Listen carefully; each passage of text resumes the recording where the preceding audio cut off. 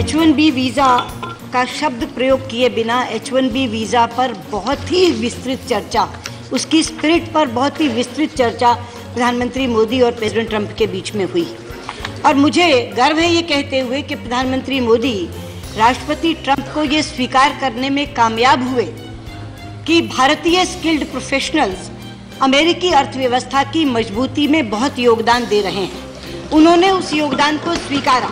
अभी आनंद शर्मा जी इससे पहले जीरो आवर में बोलते हुए इसी प्रश्न को कह रहे थे और कह रहे थे कि जॉइंट स्टेटमेंट में कोई जिक्र नहीं है।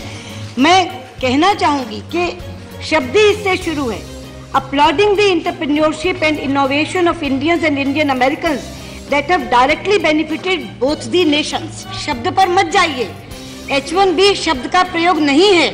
मैंने इससे प्रारंभ किया है अपनी बात को, लेकिन H1B वीज़ा के बारे में जो आप चाहते थे उसको उन्होंने इस तरह से स्वीकारा है कि भारतीय IT प्रोफेशनल्स का बहुत बड़ा योगदान है और सराहना और स्वागत दोनों किया है।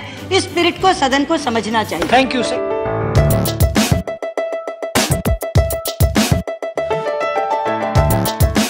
एक जगह ऐसी है जिसे ट्राई जंक्शन पॉइंट कहते हैं। अब जो चीन आया, चीन बीच बीच में बहुत बार आता रहा, सड़कें भी बनाता रहा, कभी कच्ची कभी पक्की, कभी थोड़ी पक्की, कभी वो सड़क टूट गई, वो चीज़ें उनकी चलती रहीं, वो गतिविधियाँ उनकी लगातार जारी थी।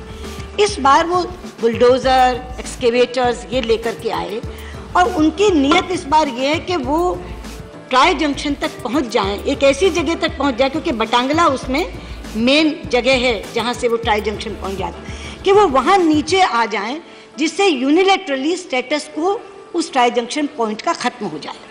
तो हम जो अब इस भूमिका में आए वो इसलिए आए, जब तक चीन और भूटान की सीमा चल रही थी हमें कुछ नहीं था, हमारी अपनी सीमा विवाद चल रहा है, उसका हम लोग अपने आप हल कर रहे हैं। लेकिन ट्राई जंक्शन पॉइंट आते ही हमारा हित आ गया।